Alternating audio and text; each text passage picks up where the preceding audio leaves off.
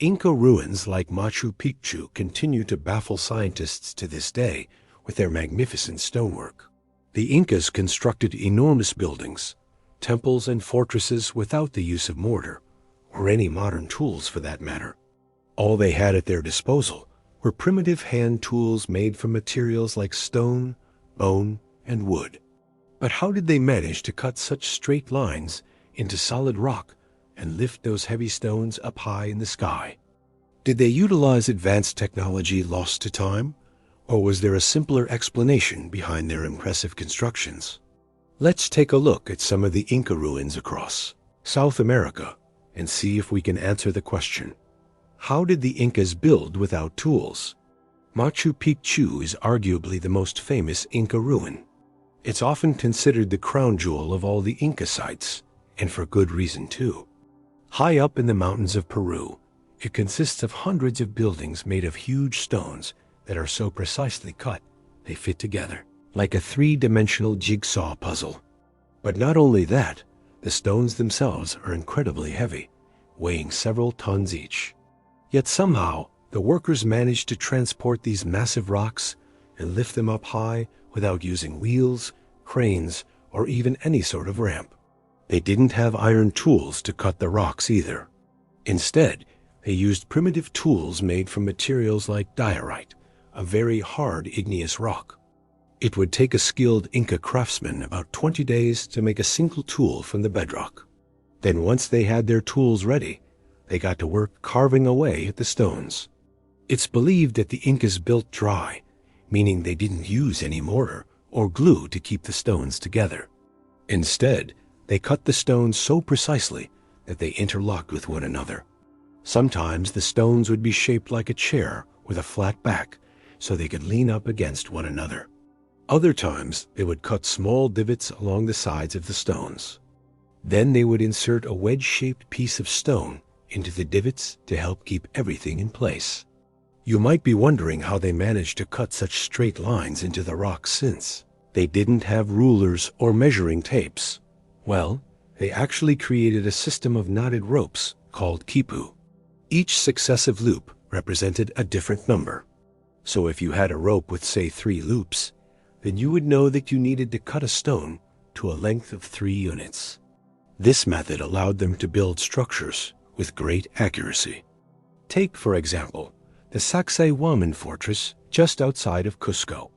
Its walls are about 360 feet thick, yet they managed to keep them almost perfectly straight. And that wasn't easy considering the terrain was uneven, and they had no way to level the ground beforehand. But even though the Inca builders may have had a pretty good understanding of geometry, it doesn't necessarily explain how they lifted those heavy stones off the ground. You don't need to look far to find examples of Inca structures built high up on cliffs or steep mountainsides. For example, the fortress of Choquequirao sits on the side of a mountain high above the Apurimac River in southern Peru. Yet somehow, the workers managed to bring building materials up to this elevated location and construct an entire city. Archaeologists believe the Incas likely used a technique known as a bermeo. Basically, they would start at the top of a cliff and work their way down. As they carved each rock, they would roll it to the edge and then let gravity do the rest of the work. Of course, this method was only possible thanks to the dry building technique, because if they had been using mortar, the walls wouldn't be able to withstand even a slight earthquake. But the Incas weren't just content with building structures on flat land and on cliffs. They also liked to build over ravines and other deep gorges. Just look at the Moray complex near the town of Maras. It consists of a series of deep holes or basins built right on the edge of a ravine. These basins range in diameter from 33 to 66 feet. And get this, they're about 98 feet deep. That's deeper than the Leaning Tower of Pisa. It is hard to fathom how anyone could construct such a project with such accuracy, considering the risk of falling to your death was so high. But it gets even more impressive when you consider the fact that the Incas built these structures between 1400 and 1500 CE. Back then, people still believed the world was flat. If you asked someone where something was, they would tell you how far north or south it was, but they wouldn't use degrees or coordinates. Instead, they would estimate it based on how long it took the sun to travel across the sky. Yet despite this lack of basic knowledge, they managed to build these large-scale projects with incredible precision. And it's not like they had a lot of time on their hands. Keep in mind that their empire stretched over 42,000 square miles, roughly the size of the U.S. state of Pennsylvania. On top of that, they had to deal with the Spanish conquistadors, who destroyed much of their infrastructure during the 16th century. So how exactly did they manage to build so much with so little? One theory is that the Incas had a secret source of inspiration. According to legend, the Inca ruler Pachacuti had a vision of an advanced civilization high up in the mountains. He sent his son to go check it out, and it turned out to be true. The site was called Paititi, and its buildings were made of huge stones that were fitted together, so precisely they looked like they were welded together. Legend has it that the Inca king decided to model his empire after this mysterious civilization. He sent his best architects and engineers to study the ruins and learn everything they could about it. Some historians believe this mysterious civilization may have actually been a lost colony of the legendary civilization of Atlantis. After all, we know the Atlantis sank beneath the ocean. But what if some of its survivors managed to escape and live out the remainder of their lives in the mountains of South America?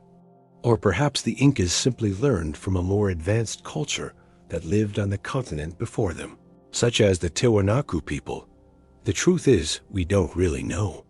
What we do know is that many of the Inca buildings were constructed using a technique called corbelling. Corbelling involves placing two stones on the ground, then placing a third stone on top of them at an angle.